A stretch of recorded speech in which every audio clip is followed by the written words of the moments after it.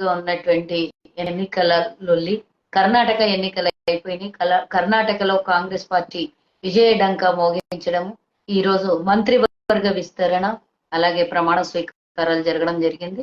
సరే, ఇప్పుడు కర్ణాటక అయిపోయింది. కాంగ్రెస్ పార్టీ తెలంగాణలో పూర్తి స్థాయిలో పనిచేయడానికి ముందుకెళ్తోంది.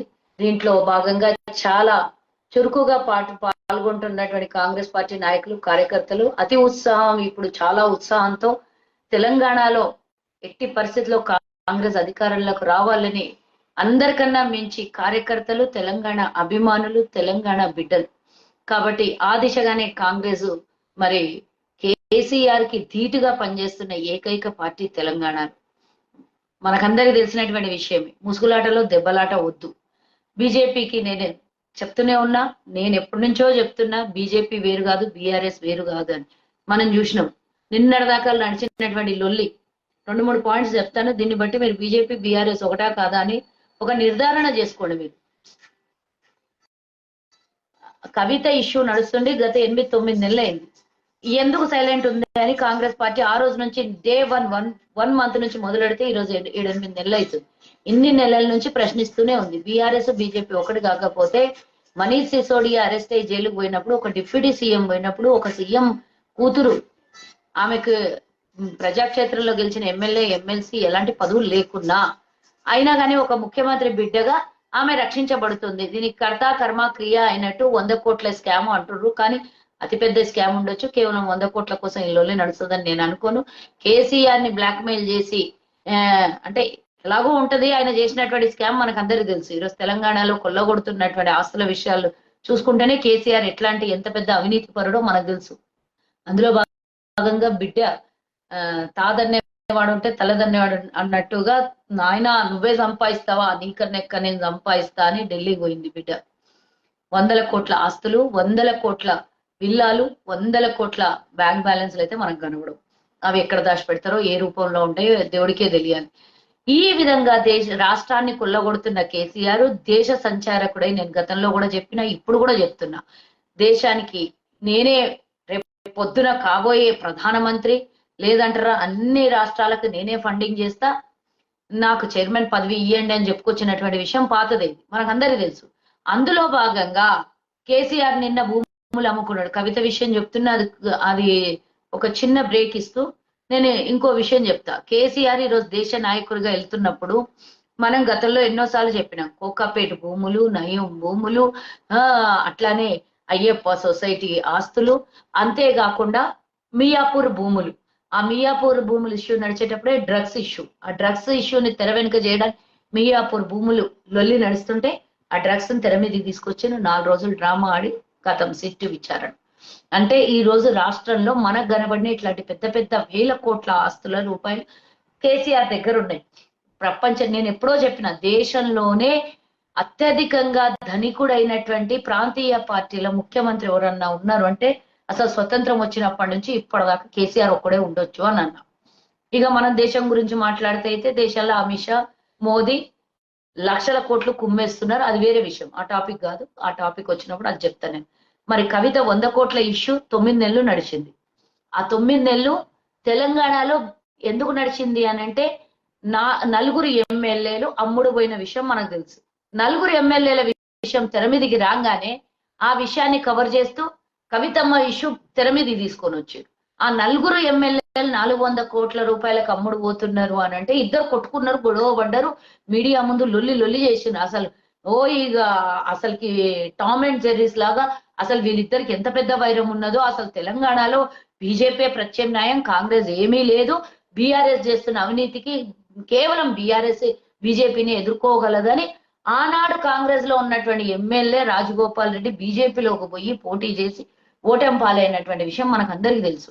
ఆనాడు కాంగ్రెస్ లో బీఆర్ఎస్ నుంచి ఆనాటి టీఆర్ఎస్ కాంగ్రెస్ లోకి వచ్చినటువంటి ఎంపీ కొండా విశ్వేశ్వర రెడ్డి కాంగ్రెస్ ఏం చేయలేదు, ప్రత్యామ్నాయం బీజేపీ అని పోయిండు. వీళ్ళిద్దరి పేరు ఎందుకు చెప్తున్నా అంటే, నోటెడ్ గా మొన్న వీళ్ళిద్దరు వచ్చి మీడియా ముందు మాట్లాడినందుకు వాళ్ళిద్దరి పేరును నేను ఈరోజు తీసుకొస్తున్నా. ఎందుకంటే కాంగ్రెస్ గ్రాఫ్ బాగా పెరిగిపోతున్న సమయంలో బీజేపీ టీఆర్ఎస్ కలిసి ఆడుతున్న డ్రామాలో కాంగ్రెస్ ను ఒత్తేసే ప్రయత్నం చేస్తారు. ఇవన్నీ వీళ్ళిద్దరికి సత్సంబంధాలు ఏ విధంగా ఉన్నాయో ఇంతకు ముందు కూడా చెప్పినా, ఇప్పుడు కూడా చెప్తున్నా. వరంగల్ డిక్లరేషన్ తర్వాత కాంగ్రెస్ పార్టీ గ్రాఫ్ ఇలా పెరిగిపోయే టైంకి మునుగోడు ఇష్యూ బయటికి తీసుకొని వచ్చి రాజగోపాల్ రెడ్డికి 18,000 కోట్ల ఆశ చూపించి 18,000 కోట్ల రూపాయల కాంట్రాక్ట్ ఇచ్చి రాజీనామా చేపించి పోటీ చేయించి కాంగ్రెస్ లేదు మరి వాళ్ళకి డిపాజిట్లు కూడా గల్లంతైనాయి. ఇక కాంగ్రెస్ ఖతమైపోయింది, భారతదేశంలోనే ఎక్కడా కనబడట్లేదు, రాహుల్ గాంధీ గారు పాదయాత్ర చేసిన ఆ చరిష్మా ఎక్కడ కూడా పడట్లేదు, ఇవన్నీ కథలు పుట్టించారు, సృష్టించారు. ఇష్టానుసారంగా ఇద్దరు కాంగ్రెస్ ని అనరాని మాటలన్నీ అని మోదీ ఏమో 191 తిట్లు తిట్టిండ్రు, నాకు పేజీ రాసి పెట్టినా నేను అన్నాను. కానీ కాంగ్రెస్ కి కార్యకర్తలు కాదు, బీజేపీ కార్యకర్తలు కాదు, సోషల్ మీడియా మూతి మీద మీసాలు రానోడు కూడా కాంగ్రెస్ ని తిడతాడు. అసలు కాంగ్రెస్ చరిత్ర తెలుసుకోరా బాబుల్లారా. మీరు నిన్న మొన్న పుట్టి 15-16 ఏళ్ళు అయితే ఈ 10 ఏళ్లలో బీజేపీ పరిపాలననే చూస్తున్నారు. గతంలో భారతదేశాన్ని స్వతంత్రం తెచ్చి దేశాన్ని అభివృద్ధి చేసింది కాంగ్రెస్ పార్టీ, అది తెలుసుకోండి.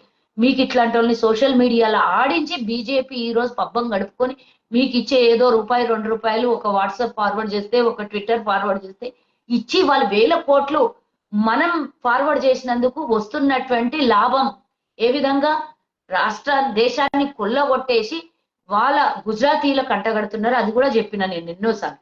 ఈ వాట్సాప్ యూనివర్సిటీ ఎప్పుడైతే బంద్ అవుతుందో, ఈ ఫార్వర్డ్లు ఈ షేరింగ్లు ఎప్పుడైతే బంద్ అవుతాయో అప్పుడే ప్రజలు నిజాన్ని గమనిస్తారు.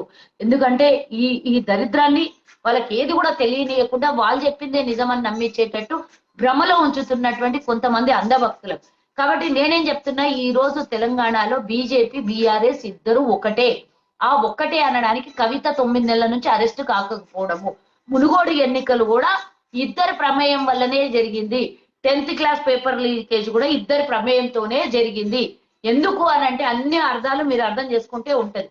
నల్గొండ జిల్లాలో కాంగ్రెస్ కి గట్టి పట్టుదల ఉంది కాబట్టి బీజేపీ రాకున్నా రేపు పొద్దున బీఆర్ఎస్ అన్న ఆ జిల్లాను మొత్తం కైవసం చేసుకుంటే కాంగ్రెస్ ఉనికిని తీసేయాలి అని ఇద్దరూ కలిసి ఆడుతున్న డ్రామాలో మునుగోడు ఎన్నిక. సరే, ఆ మునుగోడు ఎన్నిక ఎందుకు జరిగిందో మనకు అందరికి తెలిసినటువంటి విషయం. కానీ వీళ్ళిద్దరి సత్సంబంధాలు అన్నిటి దగ్గర షింక్ అయితే మీరు చూడండి. కొండ విశ్వేశ్వరరెడ్డి ఏం చెప్పిండు, మేమేదో చేసేస్తుంది ప్రత్యామ్నాయం అని పోయినామని చెప్పిండు. కానీ ఆ ప్రత్యామ్నాయం కాదు అనేది వాళ్ళకే అర్థమైపోయి మొన్న మీడియా ముంగల మాట్లాడారు.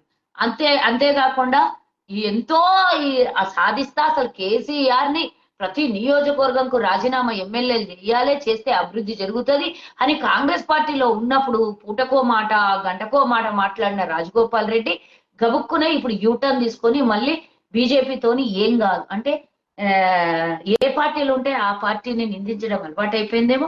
కాంగ్రెస్ అంటే భరించింది, కాంగ్రెస్ అంటే మిమ్మల్ని బిడ్డల్లాగా కాపాడే, కాంగ్రెస్ అంటే ఇన్నేళ్ల చరిత్ర ఉన్న సముద్రం లాంటి పార్టీ, మిమ్మల్ని స్వేచ్ఛగా ఉండనిచ్చేటటువంటి పార్టీ, రాజకీయ నాయకులుగా ఎదగడానికి అవకాశం ఇచ్చినటువంటి పార్టీ.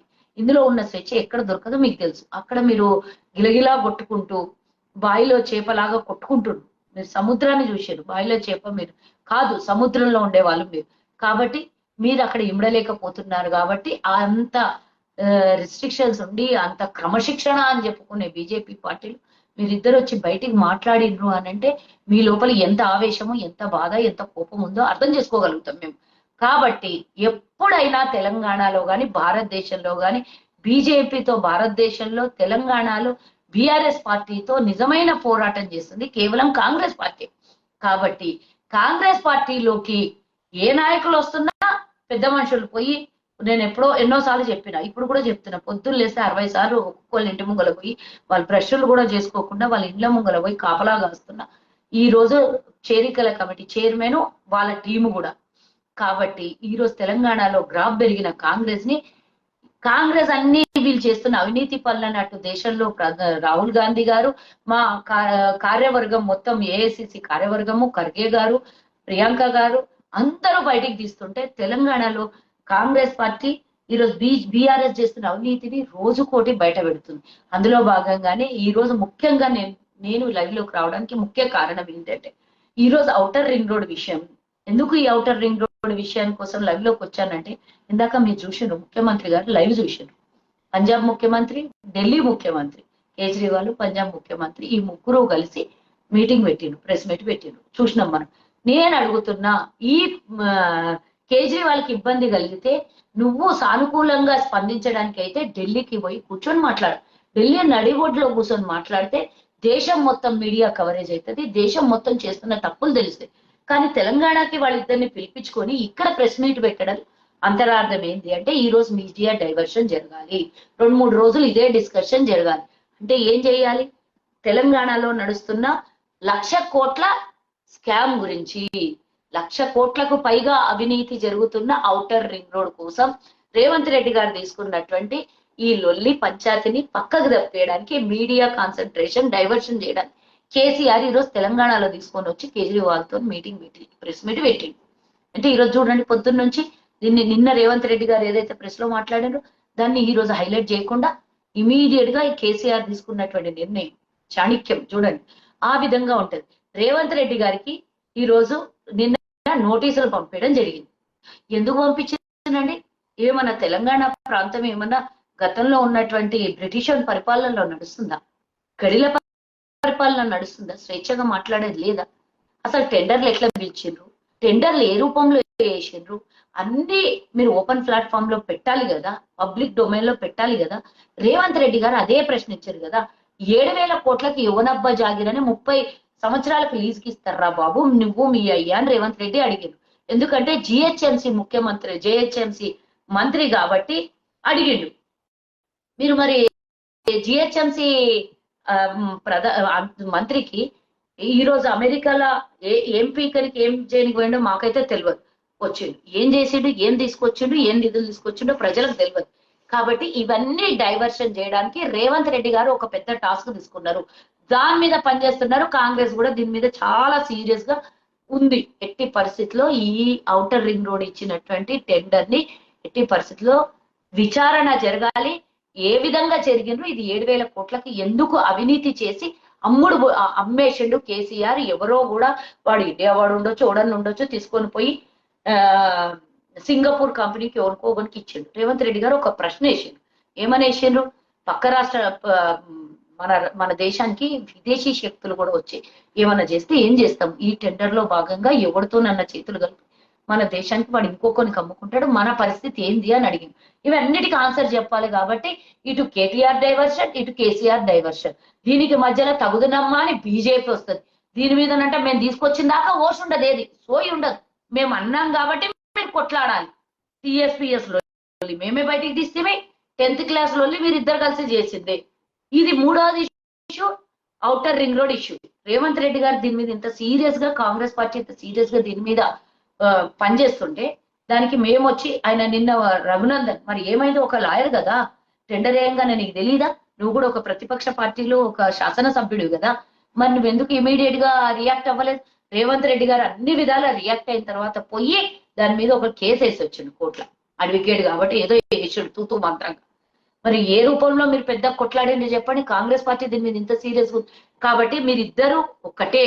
అవినీతి జరుగుతుంది, ఏటీఎం కార్డు కేసీఆర్ చేతిలో ఉందని ఒక దేశ మన హోంశాఖ మంత్రి వచ్చి వేదికల మీద చెప్తుంటే కేసీఆర్ అవినీతి గురించి విచారణ జరిపించకుండా, కవిత లిక్కర్ స్కామ్ లో అరెస్ట్ చేయకుండా, కవిత 100 కోట్ల స్కామ్ నే హైలైట్ చేసి చూపిస్తూ ఈ రోజు 1,00,000 కోట్ల స్కామ్ జరుగుతుంది మన హైదరాబాద్ చుట్టూ అని దాని గురించి మాట్లాడకుండా, మీరు కేంద్రంలో అధికారంలో మీ చేతిలో ఇన్ని ఈడీలు ఉన్నాయి, సిబిఐలు ఉన్నాయి అన్నీ, ఎందుకు విచారణ జరగట్లేదు? ఎందుకు దాని మీద అంత సీరియస్నెస్ లేదు? ఇది రోజు 111 జీవో తీసేసి ఎత్తేసారు. ఎందుకు ఎత్తేసారు? దీని మీద ఈ రోజు కేంద్రం ఎంత పూర్తి స్థాయిలో చూద్దాం. ఆ 111 జీవో ఎత్తేయకుండా కేంద్ర ప్రభుత్వం ఎంత తెలంగాణ ప్రజలకు రక్షణ ఇస్తుందో, హైదరాబాద్ లో పొల్యూషన్ జరగకుండా, రేపు ఉష్ణోగ్రత పెరగకుండా, ఈ భూములు 1,00,000 కోట్లకు వేలం వేయకుండా, రేపు హైదరాబాద్ లో వచ్చే విపత్తుని, ప్రమాదాన్ని, హైదరాబాద్ లో వర్షం వస్తే మునిగిపోవడానికి రెడీగా ఉంటది ఇది 111 జీవో ఎత్తేస్తే. కాబట్టి దీనికి ఈ విపత్తు నుండి కాపాడడానికి దాని మీద మీరు కేంద్రంలో అధికారంలో ఉన్నారు, ప్రయత్నం చేయండి. ఎందుకు ఉట్టిగా మీడియా ముందు కానీ ప్రతిపక్షాల ముందు కానీ లొల్లి చేస్తారు? మీ చేతిలో అధికారం ఉంది కదా, ఒక్క దాని మీద విచారణ ఒక్కటన్నా ఆపగలిగినరా? ఒక్క శక్తి అన్నా ఉందా బీజేపీకి అధికారంలో ఉన్నది? గతం నుంచి ఇప్పటి వరకు కాంగ్రెస్ పార్టీ లొల్లి చేస్తూనే ఉన్నది, కానీ ఏ విచారణలో కూడా బీజేపీ పార్టీ ముందుకు రాలేదు. కాబట్టి నేనేమంటున్నా, ఈ రోజు తెలంగాణలో పూర్తి స్థాయిలో బీజేపీ బీఆర్ఎస్ అని ఒక్కటే అని తెలిసింది. కాబట్టి ఈ చేరికల కమిటీలో ఎవ్వడూ చేరట్లేదు. ఆ చేరకపోవడం కోసం ఇవన్నీ లొల్లి చేసి నేను ఇది కూడా ఇంకో విషయం చెప్పడానికే మీ ముందుకు వచ్చిన. ఇదిగో ఇప్పుడు సోషల్ మీడియాలో మన సోదరులు పెడుతున్నారు చూడండి. ఒకసారి మన ఈటల రాజేందర్ పోయి పొద్దుమూకుల అందరిని ముంగల కూర్చుంటారని ఇందాక చెప్పిన ఆ టాపిక్ డైవర్షన్ అవుతుంది. ఎవరు చేరారో వాళ్ళ ఇంట్లో ముంగల కాంగ్రెస్ లోకి వస్తాము అని ఏ లీడర్ అన్న అనగానే వాళ్ళ ఇంటి ముంగల వాళ్తారు. పోనీ కాంగ్రెస్ లో కొంచెం ఎవరన్నా అసంతృప్తితో ఉన్నారంటే వాళ్ళ ఇంట్లో ముంగల వాళ్తారు. ఇప్పటికీ మూడోసారి భేటీ అయిన ఈటల రాజేందర్, నేను ఎవరి గురించి చెప్తున్నానో మీకు అర్థమైంది. పొంగులేటి శ్రీనివాసరెడ్డి ఆయన 2 సార్లు 90% క్లారిటీకి వచ్చిన తర్వాత పోయి వాళ్ళని బెదిరించుడు. నాకు తెలిసిన సమాచారం ఈటల రాజేందర్ని పంపించి కేంద్రం బెదిరింపులు, ఈ కేంద్ర మంత్రి పదవి ఇస్తాం, ఎంపీ సీట్ ఇస్తాం, మీకేం కావాలంటే అది చేస్తాం, మంచి మాటలతో నింటే సరిపోయింది, లేకపోతే ఈ మా దగ్గర మాకు అదనంగా ఉన్నటువంటి ఈడీలు సిబిఐలు రెడీగా ఉన్నాయి అని బెదిరింపు కార్యక్రమాలు మొదలు పెట్టిండ్రు అనేది నాకు ఇందాకనే వచ్చినటువంటి వార్త. నేను చెప్తున్నా వీళ్ళందరూ ఇట్లాంటి బెదిరించే కార్యక్రమాలు మస్తు చేస్తారు, కానీ ప్రజల కోసం నిజమైన పోరాటం చేసే నాయకుడు వీటినన్నిటినీ బెదురుకోవద్దు. ఈ రోజు సింగిల్ గా కేసీఆర్ మీద పోరాటం చేస్తా అన్న సీనన్న, నేను వీళ్ళందరికీ నువ్వు ఎంత వీళ్ళందరినీ మీ దగ్గరకు వచ్చి పెండొచ్చు, మీరు మాట్లాడిండొచ్చు, వాళ్ళు కూడా బీజేపీలోకి రమ్మని గట్టిగానే 2-3 గంటలు సపరేట్ గా ఒక ఫామ్ హౌస్ లో కలిసి ఉండొచ్చు, అన్నీ జరిగిండొచ్చు. కానీ మీ క్యాడరు దెబ్బతింటోంది. మీ క్యాడరు నిన్ననే చూసింది కదా, సత్తుపల్లిలో మీ ప్రధాన అనుచరుడు కాంగ్రెస్ లోకి రావడం జరిగింది. ఎందుకు అనంటే మీరు డెసిషన్ ఆలస్యంగా తీసుకోవటం వల్ల నిజంగా మిమ్మల్ని నమ్ముకొని సీనన్నను నమ్ముకొని మీరు బీజేపీలోకి పోతే గనక మేము ఎంత ఆగమైపోతాము అనే ఆలోచనతో మీ ముందుకు వాళ్ళు ఎన్నోసార్లు ప్రస్తావన తీసుకొచ్చిండ్రని మీరు చెప్పిండ్రు. మాకు కూడా తెలిసిన మీడియా సోదరులు, మాకు తెలిసినటువంటి కొంతమంది కార్యకర్తలు కూడా మాకు చెప్పారు. కాబట్టి మీరు డిసిషన్ ఎంత ఆలస్యం చేస్తే అంత మీకు ఇబ్బంది అవుతుంది. తెలంగాణలో 4-5 నెలలు కూడా ఎన్నికలు లేవు. ఇంకా పూర్తిగా కార్యకర్తలందరూ కూడా నిరుత్సాహపడి ఇంకా మాకు బీజేపీలోకి పోతే ఇక్కడ ఉనికి ఉండదు, మా అయితే తన సీట్ తను గెలుస్తాడు, కానీ తనను నమ్ముకొని ఉన్నటువంటి అన్ని నియోజకవర్గాల్లో క్యాడరు కార్యకర్తలు ఎటు పోవాలి అని ఆందోళనతో ఉన్నటువంటి వాళ్ళకు మీరు ఏం సమాధానం చెప్తారన్నా? ఈటల రాజేందర్ ఏమన్నా మీకు చెప్పిండొచ్చు, కానీ మీరు స్వలాభం కోసం చేస్తారు అని మాత్రం నేను అనుకోను. మీరు నిజంగానే కేసీఆర్ మీద కొట్లాడేటోళ్లతో నా జట్టు కడతా అని అన్నారు. కాబట్టి ఈ రోజు వీళ్ళిద్దరు ఇందాక నుంచి స్టోరీ చెప్తున్నాను నేను అందుకోసమే. సీనన్న ఈ రోజు కేవలం కాంగ్రెస్ పార్టీ బీఆర్ఎస్ మీద కొట్లాడుతుంది. కాబట్టి బీఆర్ఎస్ మీద రేపు పొద్దున కూడా ఎన్నికల్లో గెలిచేది కూడా కాంగ్రెస్. కాబట్టి మీకు కూడా తెలుసు ఆ విషయం. మీరు మొన్న ఒక న్యూస్ ఛానల్లో చెప్పింది, నా కార్యకర్తలు కానీ అభిమానులు కానీ ఏ పార్టీలోకి పోవాలి అని అంటే 76% కాంగ్రెస్ పార్టీలోకి పోవాలని వచ్చినటువంటి సర్వే. కాబట్టి నేను అంటున్నా ఇంకా ఆలస్యం చేయడం. చూడండి, మీలాంటి మీకున్నటువంటి ఎంతో మంది ప్రధానంగా ఉన్నటువంటి కార్యకర్తలు అభిమానులు సుధీర్ లాంటి వాళ్ళు వీళ్ళు చాలా మంది ఉన్నారు. వాళ్ళందరూ వాపోతున్నారు, మేము ఎటు పోవాలి? వేలాది మంది తెలంగాణలో కేసీఆర్ చేతిలో బలైపోయిన వాళ్ళు ఉన్నారు. ఆనాడు తెలంగాణ కోసం ఉద్యమం చేసిన వాళ్ళు కూడా ఖమ్మం జిల్లాలో చాలా మంది ఉన్నారు. వాళ్ళు కూడా నాతో మాట్లాడడం కూడా జరిగింది చాలా మంది. సో వాళ్ళందరికీ ఈ రోజు అండగా నిలబడతామని నీ వెనకాల ఇంతవరకు నడుస్తున్నారన్న. కానీ వాళ్ళ ఆశల మీద నీళ్లు పొయ్యొద్దు. వాళ్ళు ఈరోజు కాంగ్రెస్ ఉంటేనే, కాంగ్రెస్ లో పోతేనే 10కి 10 సీట్లు అక్కడ గెలుస్తాము అనేది ఆలోచన ఉన్నటువంటి మీ ఎంబడి ఉన్నటువంటి క్యాడర్. కాబట్టి ఇంకా మీరు ఆలస్యం చేస్తే నిన్న జరిగినటువంటి విషయమే ఇంకా కూడా రేపు పొద్దున జరిగే అవకాశాలు ఉన్నాయి. బీజేపీకి అక్కడ ఏమీ లేదు, 0. మీరొక్కడు మీ మోహన్ చూసి మీ మీద ఎట్లయితే హుజూరాబాద్ లో ఈటల రాజేందర్ చూసి ఎట్లయితే ఓట్లు పడ్డాయో అంతే తప్పించి మీకు అక్కడ మీ ఓటు మీకు మీ నిలబడ్డ స్థానం గెలవచ్చేమో, కానీ మీరు బీజేపీలోకి పోతే డెఫినెట్ గా మిగతా స్థానాలన్నీ 100% కాంగ్రెస్ గెలుస్తుంది అక్కడ. కాబట్టి మీకు కూడా తెలుసు, పూర్తి స్థాయిలో తెలుసు. కానీ ఇంకా ఆలస్యం చేయటం వల్ల మీ క్యాడరు చాలా ఈరోజు మీరు కలెక్టరేట్ ముట్టడి పెట్టిండ్రు, సంతోషమే. కానీ దీని వెనకాల పనిచేస్తున్న కార్యకర్తలకు కూడా మీరు ఆలోచించాల్సినటువంటి అవసరం ఉన్నది. వాళ్ళ భవిష్యత్తు ఏంది? రేపు పొద్దున ఏమైపోతాం? ఆగమైపోతామా? ఇప్పుడు టీఆర్ఎస్ లోనో కొనసాగే అవకాశం లేదు. కాంగ్రెస్ లోకి వస్తామని వెయిట్ చేస్తున్నారు. బీజేపీలోకి పోతే మొత్తం క్యాడర్ ఉనికిపోతుంది. వాళ్ళు మీ వెనకాల మిమ్మల్ని నమ్ముకొని ఉన్నటువంటి వాళ్ళ చాలా మంది నాకు కింద కూడా కామెంట్స్ వస్తున్నాయి, చూడండి అన్న. కాబట్టి దయచేసి నేను కోరుకోవడం ఏంటంటే మీరు ఏ డిసిషన్ తీసుకుంటారో తొందరగా తీసుకోండి. ఎన్నికలు వస్తున్నాయి. మీ అభిమానులు మీ క్యాడర్ చాలా మంది ఆశతో ఎదురు చూస్తున్నారు కాంగ్రెస్ లోకి రావాలని. మేము కూడా అందరూ అంటున్నాం, బీజేపీ బీఆర్ఎస్ మీద కొట్లాడే వాళ్ళు అందరూ ఒక తాటి మీదకి రావాలని రేవంత్ రెడ్డి గారు కూడా మీ పేరుతో సహా చెప్పి పిలుపునిచ్చారు. కాబట్టి మీరు ఎంత తొందరగా డెసిషన్ తీసుకుంటే అంత తొందరగా మీ క్యాడర్ ని మీరు ఆశయ సిద్ధాంతంతో వెళుతున్నటువంటి మీకు అన్ని ఫలిస్తాయని నేను అనుకుంటున్నాను. మీ స్వలాభం కోసం ఏ కేంద్ర మంత్రికో ఏ ఎంపీ సీట్ కోసమో మీరు పోరు అనేది నాకు ఉన్నటువంటి నమ్మకము. ఈటెల రాజేందర్ కు మీరు ఇంకో మాట కూడా అన్నారు అనేది నాకు చిన్న ఇన్ఫర్మేషన్. కావాలంటే నువ్వు కూడా కాంగ్రెస్ లోకి రా ఈటెల అని అడిగినటువంటి సమాచారం కూడా ఒక చిన్న నాకు అంతే తెలిసినటువంటిది. కానీ అది నిజమా అబద్ధమా దేవుడికి తెలుసు, మీకు తెలుసు. సో అలాంటిది మీరు రాంగ్ డెసిషన్ తీసుకోరు, తొందరగానే డెసిషన్ తీసుకుంటారు అని ఆలోచిస్తూ మరి మిమ్మల్ని నమ్ముకున్న క్యాడర్ ని అన్యాయం చేయరు మీరు అనేది నేను కోరుకుంటూ జై హింద్, జై కాంగ్రెస్. హాయ్ ఫ్రెండ్స్, మా టుడే టుమారో యూట్యూబ్ ఛానల్ చూస్తున్నందుకు చాలా థ్యాంక్స్. మరిన్ని లేటెస్ట్ వీడియోస్ కోసం వెంటనే సబ్స్క్రైబ్ చేయండి. అలాగే ఈ బెల్ ని కూడా రింగ్ చేసేయండి. మా నోటిఫికేషన్స్ అన్ని మీ మొబైల్లో వస్తాయి. అలాగే మా వీడియోస్ మీకు నచ్చితే లైక్ చేయండి, షేర్ చేయండి, నచ్చకపోతే కామెంట్ చేయండి.